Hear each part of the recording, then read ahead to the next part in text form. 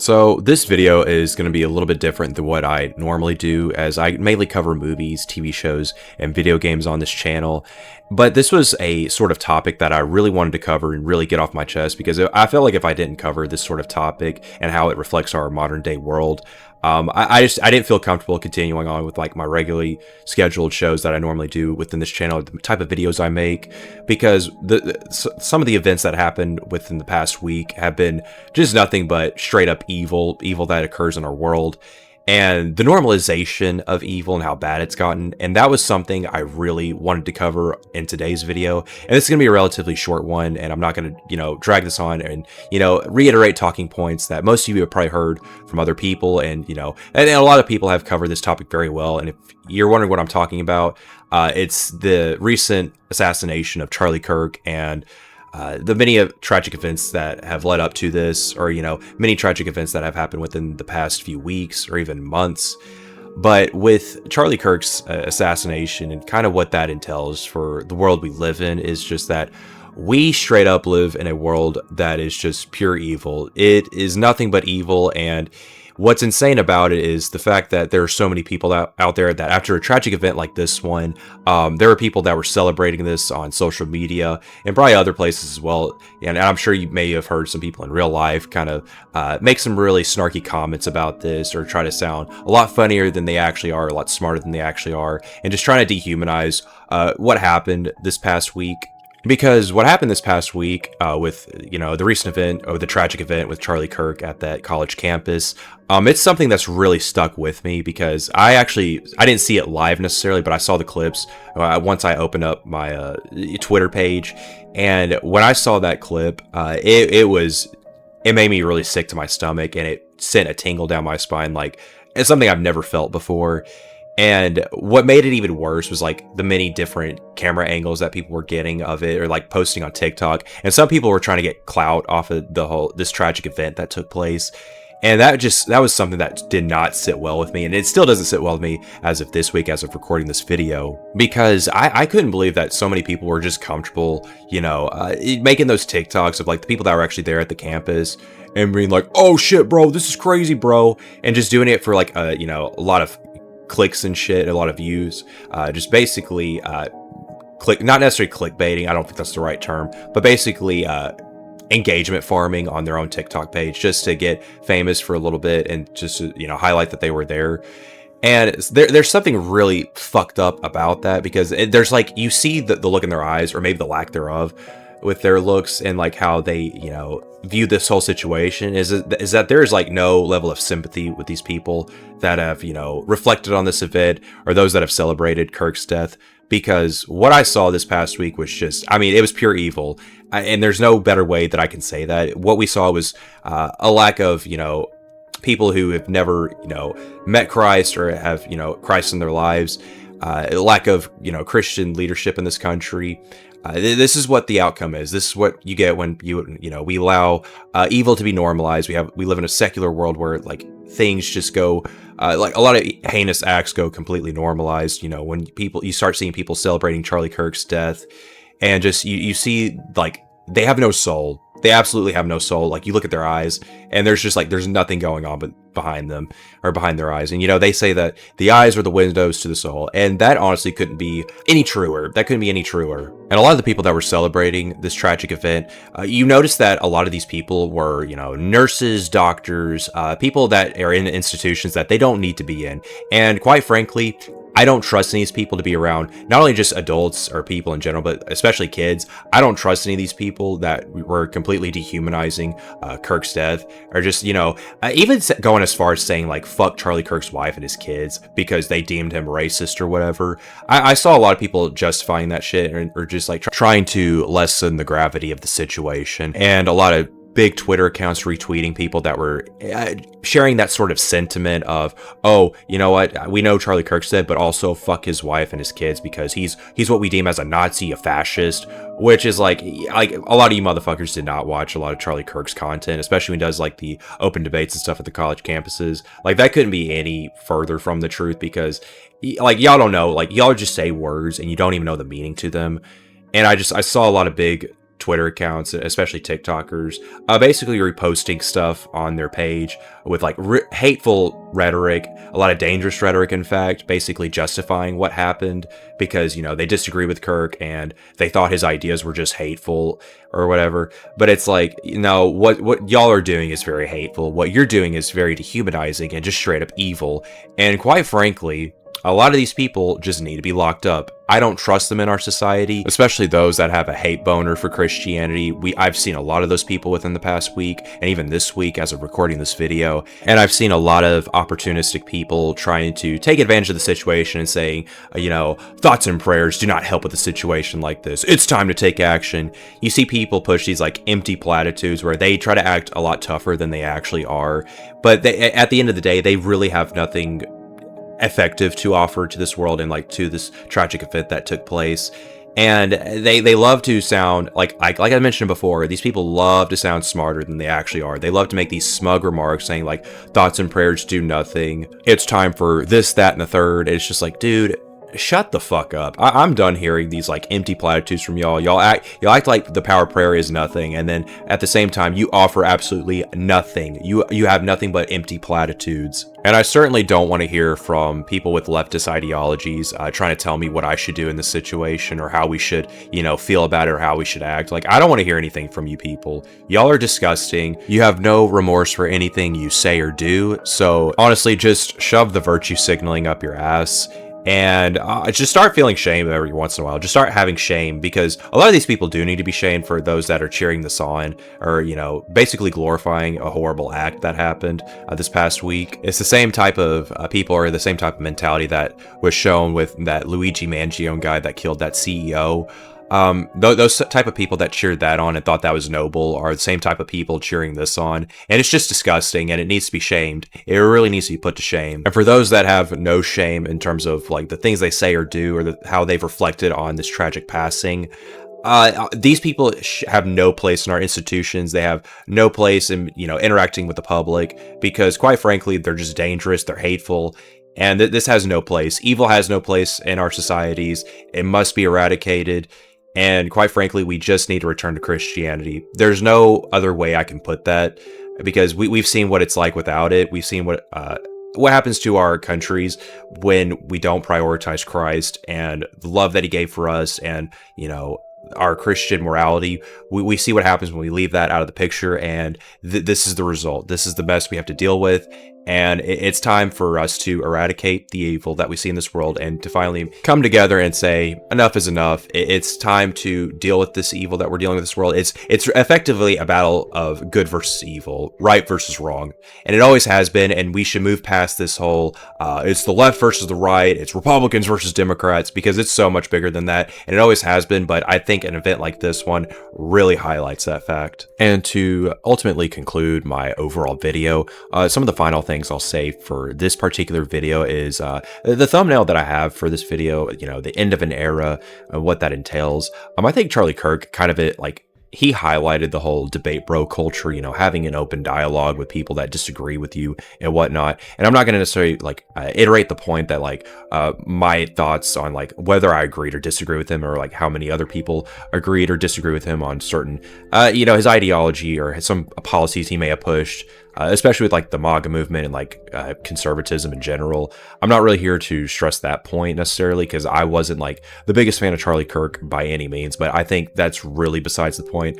I think something that he really highlighted on a global scale or a wide scale is the fact that we used to, you know, have within the past decade, and at least in the 2010s, we saw this debate bro culture of such and such owns the libtards, or this person owns conservatards, whatever the case may be.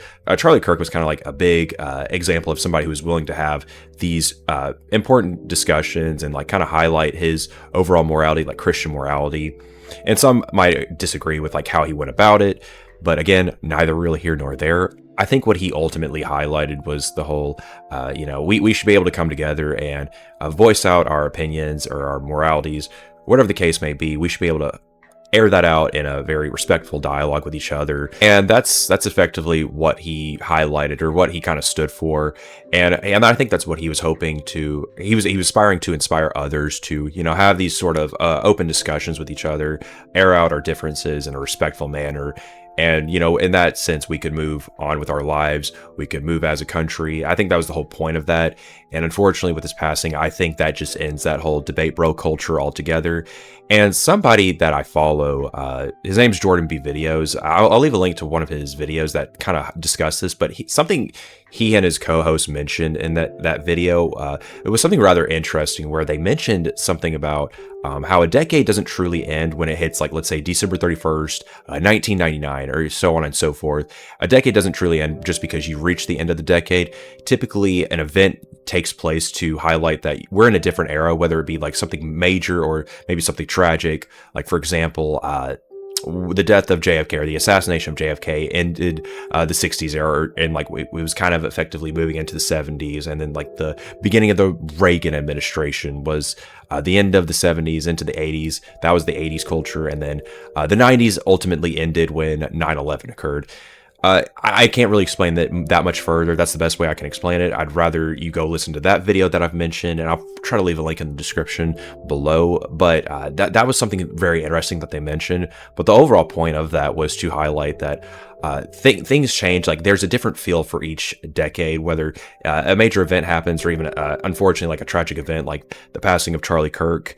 That ultimately highlighted the end of the debate bro culture, and now we're essentially in a new era where there's no telling where things are going to go, and it's going to be, I guess you could say, interesting going forward how the discussion is going to unfold later on down the line, especially within the realm of politics and just our overall attitudes within our culture. Like, how are we going to perceive like the right wing and the left wing? Like, who's going to be more so on the right than the left?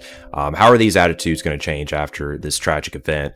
And I think it's definitely going to be interesting going forward, and like seeing how many people, based on the reactions that we saw within the past week, especially on social media pertaining to Charlie Kirk's assassination, we saw the disgusting reactions to that. And I think people, like, even say towards the left, I think a lot of those people saw like maybe some of their close friends saying this, like spouting disgusting rhetoric, and they're probably having a change of heart based on this event. And I think that's really going to ultimately change things and our overall attitude as a society. And one last thing I want to mention before I close this video is you're probably wondering why someone like me would even cover something like this. And I kind of detailed it at the very beginning, but I know you guys know me as the guy that covers movies, TV shows, and video games. I know I've reiterated that point many times, but I want to ultimately highlight the fact that even with something, with politics, or something as recent as Charlie Kirk's passing, there tends to be an overlap with like media and politics altogether.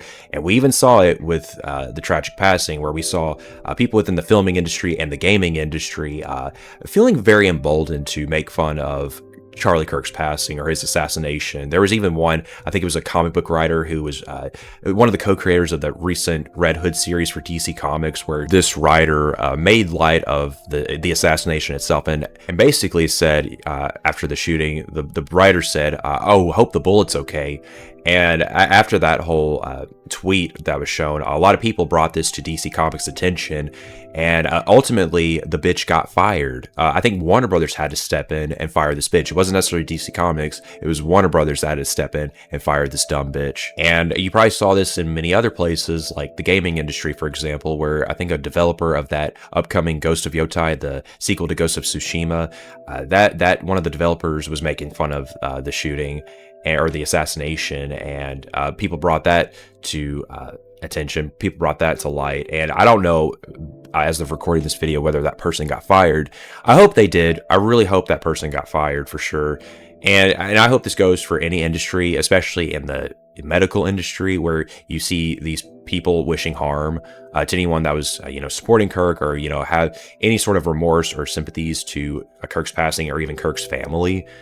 Those people that are making light of this whole tragic event, they don't deserve to have a serious job. They need to be completely ostracized and shamed, and we cannot reason with the unreasonable. I mean, these people are just lost. I think if you were to really sum up the whole premise of this video and like just what the overall evil surrounding this just comes down to we live in a fallen world. So many people are lost and they have no idea what they're doing. And speaking of not knowing what they're doing, what the fuck is going on with the FBI and just our overall institutions and authorities that are handling this case, or, you know, bring in the alleged shooter, that guy turning himself in, and for whatever reason, like, there's so many inconsistencies with this story, and I'm not going to really get into all that. I don't want to go down the whole conspiratorial route because I just think that's a waste of time and completely undermines what I'm trying to go for in this video. But I see how our leaders are handling this, especially Trump, who just basically brushes over Kirk's death in one of the interviews. I saw him being interviewed, and somebody mentioned about Kirk, and like he gave like a few brief words, and then immediately starts talking about like the construction of the ballroom at the White House or wherever it is. And then, you know, there was a memorial service that took place, and Trump's out golfing. Like, what the fuck is that? Like, so many of y'all dipshits out there, y'all made so many Sleepy Joe jokes when, you know, he went on vacation during his presidency, but a lot of you MAGA-tards aren't going to say anything about Trump golfing while an event like this took place, or not necessarily like just during that event, but like afterwards. Like, just the response to Kirk's passing, I think, is just very disgusting and just completely disrespectful. And mind you, this was somebody who Kirk, you know, really supported. Like, he went above and beyond to support Trump, and, you know, to encourage people to vote, and like encourage young men to basically advocate for MAGA policies and whatnot.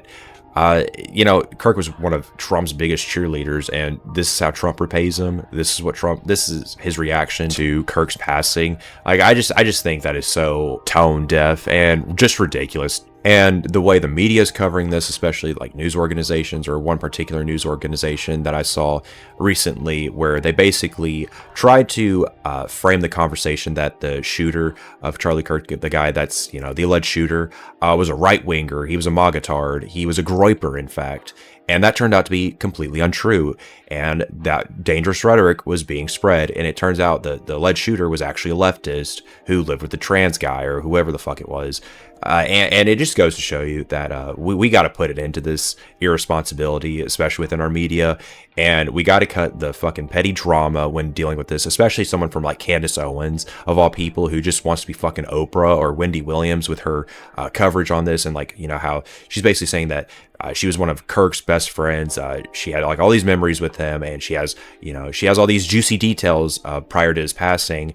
And I feel like if you have like all these juicy details, Candace, I think you need to reveal that to the public, or maybe even turn this into the authorities. Because if you're withholding information that could help with the investigation of, you know, what happened with Kirk, or like why this happened to begin with, you need to come forward with that information, because it is illegal to withhold information from the authorities. But I don't want to go too much into that before I spurg out completely. And a little side tangent here, but speaking of spurging out, I was somebody, and I don't want to say who they were in relation to me, but I was sent a TikTok of a fucking dog, of all things, analyzing the footage that was shown of the shooter, and like where he was placed and whatnot, or like where he set up. And dude, I about fucking cringed to death when this was sent to me, because I was like, what the fuck are we doing here? And I guess the gimmick of this TikTok account is like a fucking dog of all creatures analyzing this information, or like enhancing on a computer screen. And I was trying to figure out if this dog was like from that alternate ending of Silent Hill 1 and 2. I was like, okay, what the fuck is this? Like, this is so cringe. And like, again, I'm not going to go into the conspiratorial route with this video, or just that of what happened with the shooter, like where the shooter set up like on the college campus. Not here to get into all that, and I don't want to sound low IQ trying to cover all that shit, because we just need to leave that to the professionals, and not fucking stupid low IQ internet personalities, especially someone like Candace Owens, who can barely read. But that's really neither here nor there. I don't want to get too far into that, but I digress. Not really trying to make light of this whole tragic situation, but that's just something that was on my mind. I couldn't help but mention it. So moving on. I just ultimately want to end by saying we should, pray for Charlie Kirk's soul, pray for his family that are dealing with this tragic loss, and especially pray for not only his wife, who's widowed now, but pray for his children that are going to have to grow up without a dad now because of this cowardly act that happened towards Kirk. I think we should definitely pray for them and pray for anyone that's struggling during these times, especially for those anyone involved in that school shooting that happened around the same time of Kirk's passing. I think it happened in Colorado, and we should definitely pray for the families that were affected in that, or the kids that were affected in that, and we should definitely pray for anyone that has, been done injustice, anyone who's been harmed in any way within the past week or even months, years. We should pray for these families, and also pray that justice is served and that this evil is eradicated completely, and that no one else will be harmed in such a way that we saw last week.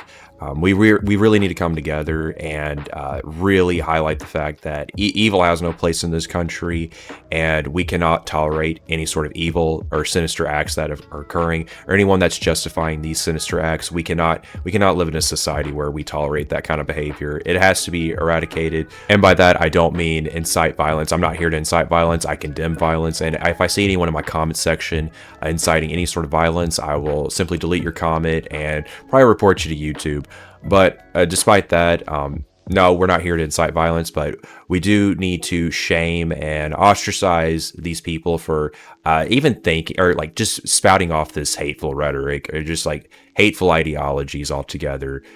Because that seriously has no place. But I think that's going to do it for me, you guys. I know this video is very different than what I normally do, but I really had to get this off my chest because I do see overlap in the things I do, as an entertainer on YouTube, and just how the things I see within movies and games, like those are a reflection on our society and our culture. And I simply don't want to live in a culture where essentially we glorify the violence of somebody we disagree with. I don't want to live in that society. I don't think any of my viewers especially want to live in that kind of society. We definitely want to put that to shame and simply deter anyone from thinking that they should feel comfortable spouting that kind of hateful nonsense. But I think that's going to do it for me, folks. If you agree with anything I said in this video, or maybe disagree, just sound off in the comments below. And I'm not going to necessarily beg anyone for likes or subscriptions by any means necessary. I just don't think that's the video to do this kind of thing. But overall, I'm sure I'll be back with another video pretty soon, and hopefully something more lighthearted than what I covered today in this video. But that's going to do it for me, you guys. I hope you guys have a great day, and I'll see you guys in the next one. Bye for now.